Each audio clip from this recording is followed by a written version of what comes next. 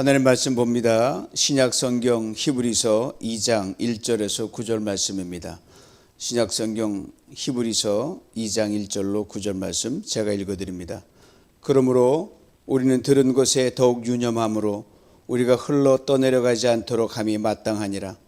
천사들을 통하여 하신 말씀이 견고하게 되어 모든 범죄함과 순종하지 아니함이 공정한 보응을 받았거든 우리가 이같이 큰 구원을 등한히 여기면 어찌 그 보응을 피하리요. 이 구원은 처음에 주로 말씀하신 바요 들은 자들이 우리에게 확증한 바니 하나님도 표적들과 기사들과 여러 가지 능력과 및 자기의 뜻을 따라 성령이 나누어 주신 것으로서 그들과 함께 증언하셨느니라. 하나님 우리가 말하는 바 장차 올 세상을 천사들에게 복종하게 하심이 아니니라. 그러나 누구인가가 어디에서 증언하여 이르되 사람이 무엇이기에 주께서 그를 생각하시며 인자가 무엇이기에 주께서 그를 돌보시나이까. 그를 잠시 동안 천사보다 못하게 하시며 영광과 존귀로 관을 씌우시며 만물을 그 발 아래에 복종하게 하셨느니라 하셨으니 만물로 그에게 복종하게 하셨은즉 복종하지 않은 것이 하나도 없어야 하겠으나 지금 우리가 만물이 아직 그에게 복종하고 있는 것을 보지 못하고 오직 우리가 천사들보다 잠시 동안 못하게 하심을 입은 자 곧 죽음의 고난 받으심으로 말미암아 영광과 존귀로 관을 쓰신 예수를 보니 이를 행하심은 하나님의 은혜로 말미암아 모든 사람을 위하여 죽음을 맛보려 하심이라. 아멘. 우리를 위해 사람이 되신 예수 제목으로 오늘 말씀을 나눕니다. 오늘 상고하게 될 히브리서 말씀은 저 개인적으로는 신비한 책이라고 이렇게 생각을 합니다. 시작도 끝도 없습니다. 그리고 한 번도 멈추지 않는 하나님의 말씀이 계속 이어지는 하나님의 설교 말씀이 히브리서입니다. 그래서 히브리서는 웬일인지 저자가 밝혀지지 않습니다. 물론 있지요. 바울이라는 사람도 있고 바나바라는 사람도 있고 브리스길라와 아굴라라는 사람이 있는데 어쨌든 누구를 통하여 이 히브리서가 써졌지만 하나님이 강권적으로 그들의 지각과 모든 경험과 모든 걸 역사하실 줄 믿습니다. 그래서 히브리서 내용을 비춰볼 때 이 저자에 대해서 두 가지는 분명히 알 수 있을 것 같습니다. 먼저는 유대 전통과 구약 성경에 대한 깊은 이해를 가진 유대인이라는 것. 다음은 헬라 문화권에 태어나서 아니면 일찍부터 헬라 문화권의 영향을 받아서 구약 히브리서를 70인 헬라어로 옮긴 게 70인역인데 그 70인역을 자기의 모국어 성경을 삼아서 성경을 끊임없이 묵상했던 유대인이라는 것. 이 두 가지는 분명합니다. 그리고 누가 이 편지를 받느냐. 다른 서신서에는 주로 나와 있는데 히브리서만큼은 독특하게 후에 어떤 그 저자들이 이렇게 적어놨어요. 히브리인들에게. 이게 하나의 제목입니다. 이때 히브리인들이 어디에 살고 있는 사람들인 건 알 길이 없지만 이 히브리인들이 누군가에 대해서 우리가 알 필요가 있습니다.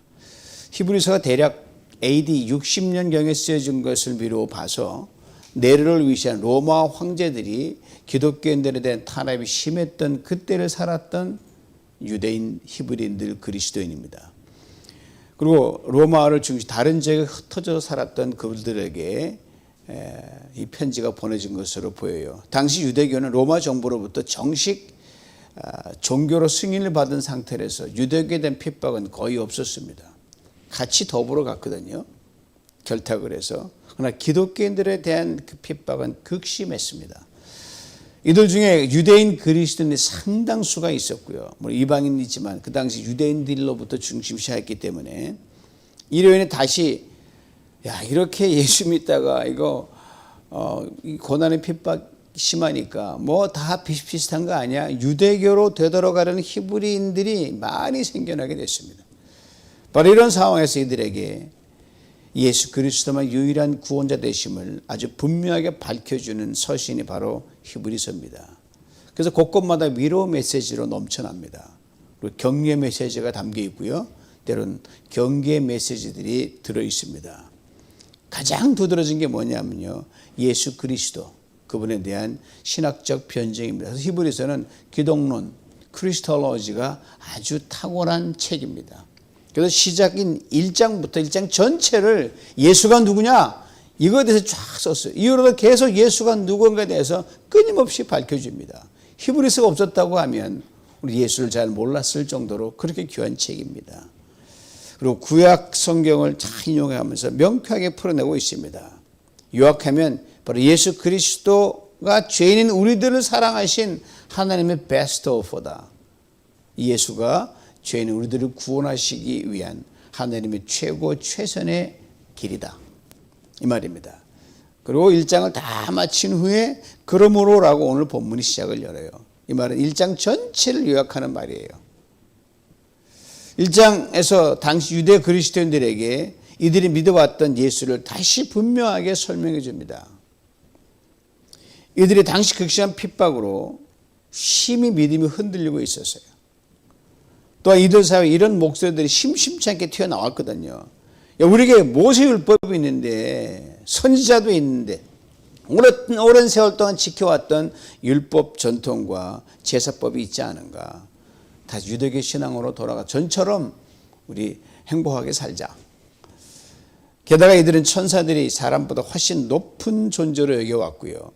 모세가 율법을 하나님께로 받을 때 수많은 천사들의 곁에서 중보했다고 하는 그 생각을 갖고 있고, 바로 오늘 본 2절 앞부분은 그걸 이렇게 증거해 주거든요. 천사들을 통하여 하신 말씀, 신명기 32장 말씀인데 70인역 헬라어 성경은 그렇게 참 많은 천사들이 보는 그 중보 앞에서 모세가 하나님께 율법을 받았다, 이렇게 되어 있거든요. 굉장히 천사들 높이 평가했고, 모세는 뭐 두말할 것도 없고요.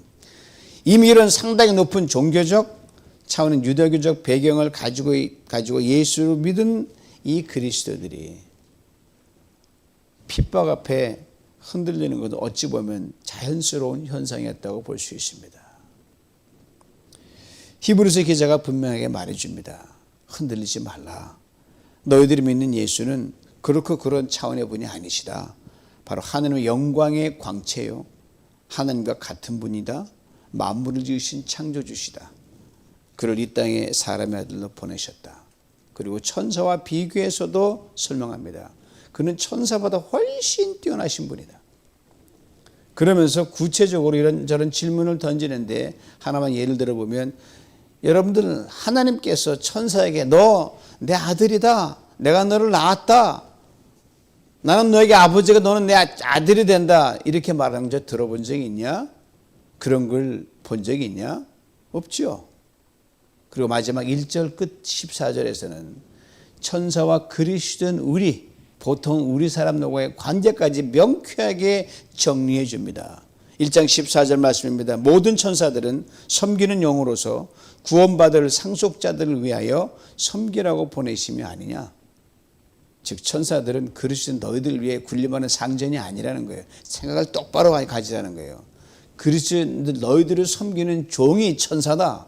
확실하게 천사의 스테러스를 정리해 줍니다. 그래서 그러므로라고 앞길을 전체 요약하는 거예요. 다시 합식하면 예수가 하나님의 본체 형상이다. 만유의 상속자다. 천사보다 월등히 뛰어난 분이다. 천사는 너희들을 섬기는 종이다. 즉 Jesus number 1, you are number 2, angels number 3. 다 깨끗하게 정리해줘요. 흔들리지 말라는 거죠. 모세도 뒤처지는 거니까. 이제 1절 나머지 부분으로 이어집니다. 우리는 들은 것에 더욱 유념하므로 우리가 떠내려가지 않도록 함이 마땅하니라. 앞서 말한 내용을 자세히 살펴서 다시 읽으면서 흔들리지 말라는 거예요. 그래서 흘러 떠내려간다는 말이 참 재미있습니다. 여러분 배가 항구에 정박해 있으려면 그 닷을 깊이 내려서 저 깊은 바다 모래톳에 박아놔야 되거든요. 그게 없으면 바닷물이 들어오면 슉슉 막 물결 치는 대로 흘러나가거든요.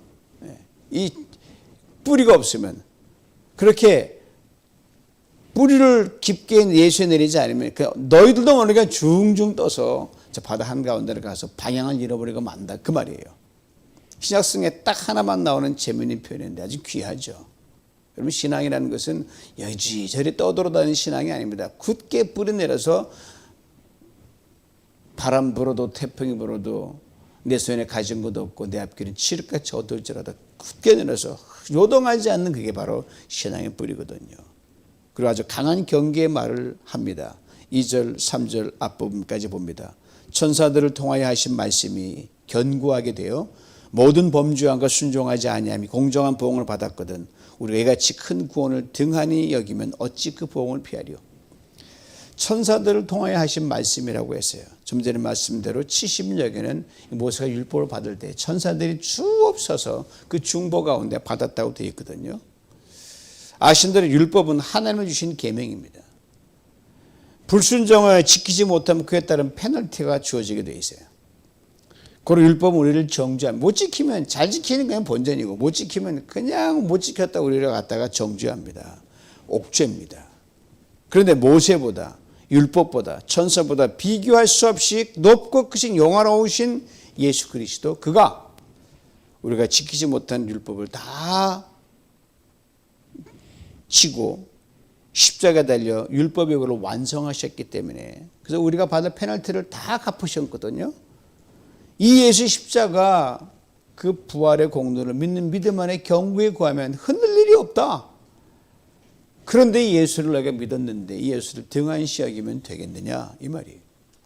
등한히 여긴다는 말은 부인한다는 말이 아니에요. 즉 예수 그리스도의 복음을 정말 생명처럼 소중히 여기지 않고 가볍게 마치 남의 일처럼, 그러다가 뭐 유대교로 갔다가 또 기독교로 왔다가 그러면 되겠지, 그러지 말라는 거예요. 이로 인해 모세율법과 천사들의 종로로 타게 된다는 말입니다.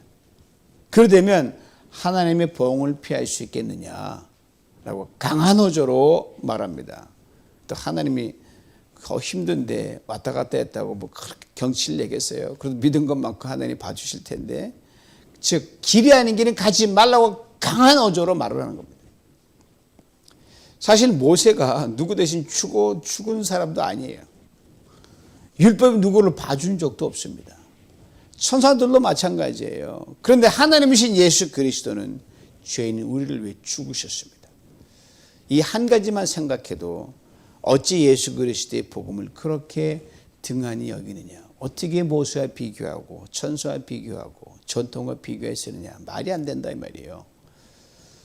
모르긴 해도 하나님께서 예수 그리스도를 통해 주신 그 놀라운 구원을 귀히 여기지 않았던, 너무 힘드니까 그런 사람들이 많이 썼던 것을 짐작하게 해줍니다. 이 말의 톤을 봐서. 그리고 예수 그리스도를 통한 구원에 대해 네 가지로 컨펌해 줍니다. 3절 뒷부분 4절 앞 말씀 봅니다. 이 구원은 처음에 주로 말씀하신 바요, 들은 자들이 우리에게 확증한 바니 하나님도 표적들과 기사들과 여러 가지 능력과 및 자기의 뜻을 따라 성령이 나누어 주신 것으로서 그들과 함께 증언하셨느니라. 네 가지입니다. 첫째는 주로 말씀하신 바요, 예수님이 친히 내가 길이요 진리요 생명이다, 구원이라고 말씀하셨거든. 가장 확실한 증거죠. 그 말씀을 들은 사람들이 맞다라고 삶에서 증거해 줍니다. 그리고 하나님도 그에 따른, 하나님만 하실 수 있는 예수 그리스도가 능력이 하나님이라는 걸 알 수 있는 표적과 기사 능력으로 함께 하셨고, 그 증거하는 제자들과도 그 능력이 나타나게 만드셨거든요. 그리고 성령을 통하여 마지막으로 가는 곳마다 증거하고 확증해 주셨습니다. 그러니까 2중, 3중, 4겹으로 컨펌해서 확증된 확실한 구원이란 말입니다. 고로 이 구원을 이루신 예수 그리스도, 이분 안에 견고히 뿌리내리라는 겁니다. 그렇다면 무엇 때문에 하나님께서 이 크고 놀라운 구원을 행하신 겁니까? 이유가 있어야 될 거 아니에요. 사실 뭐 선물 이유가 있습니다. 주고 싶으니까 주는 거죠. 그거예요. 사랑하시기 때문이라는 겁니다. 이어진 말씀부터 구체적으로 말해줍니다. 그리고 분명한 근거로 시편 말씀을 불러옵니다. 6절로 8절인데 시편 8편을 70인역 성경 번역본에서 가져온 겁니다. 들어보세요. 사람이 무엇이기에 주께서 그를 생각하시며 인자가 무엇이기에 주께서 그를 돌보시나이까. 그를 잠시 동안 천사보다 못하게 하시며 영광과 존귀로 관을 씌우시며 만물을 그 발 아래에 복종하게 하셨느니라. 하나님을 얼마나 사랑하시니를 네 가지로 앞서서 말해줍니다. 첫째가 하나님은 우리를 생각하십니다. 이 말이에요. 그리고 생각을 언제나 선하시다는 거예요. 원래 사람은 생각이 많으면 고민이 많고 복잡해지지만 하나님은 전혀 그렇지 않습니다. 시편 139편 17절 18절 이런 귀한 말씀이 있어요. 하나님이여 주의 생각이 내게 어찌 그리 보배로우신지요. 그 수가 어찌 그리 많은지요. 내가 세려고 할지라도 그 수가 모래보다 많습니다. 내가 깰 때에도 여전히 주와 함께 있습니다. 보세요. 바다의 모래알처럼 우리를 향한 하나님 생각이 그렇게 많다고 했어요. 그 많은 생각이 다 선하다는 겁니다. 여러분 하루 일과를 마치고 잠자리에 들지 않습니까? 깊이 잠드는 우리를 보시고 하나님은 이 생각 저 생각에 잠 못 이루는 밤을 보내십니다. 졸지도 아니하시고 주무지도 아니하시고 불침번 서시는 거예요. 그러면서 내일 이 아들에게 이 딸에게 내가 무슨 선하고 좋은 일을 행할까 이 생각뿐입니다. 이것이 하나님의 사랑입니다. 둘째, 하나님 우리를 돌보십니다. 돌본다는 건 자세히 살피다 조사한다는 뜻인데 여러분 하나님께 당신의 초강력 MRI 기계로 CT 기계로 우리 삶 구석구석을 우리의 몸과 마음과 영, 생각, 의지, 감정, 뜻 그리고 하는 모든 인간관계를 정밀하게 스캔하십니다. 하나도 잡히지 않는 것이 없을 정도로 이를 통해 우리에게 걱정과 염려, 의심, 고민 삶의 크고 작은 장애물들을 깨끗이 정리해 주십니다. 그리고 꼭 맞는 은혜와 돌보심을 베풀어 주십니다. 기이하죠. 저희는 하나님을 이렇게 불러요. God is my family doctor. 하나님은 나의 주치의다. 걱정이 없어요. 셋째로 하나님은 우리를 영광과 존귀로 관을 씌우십니다. 영광과 존귀로 관을 쓰고 있는 여러분의 모습을 한번 상상해 보십니까? 매우 귀한 말씀이에요. 하나님께서 아담과 하와를 지으시고요. 너무너무 기뻐서 어쩔 줄 모르셨거든요. 그래서 힘이 좋다. 그 말을 연발하셨어요. 그리고 아담과 하와를 보시고 이렇게 말씀하셨을 것 같아요.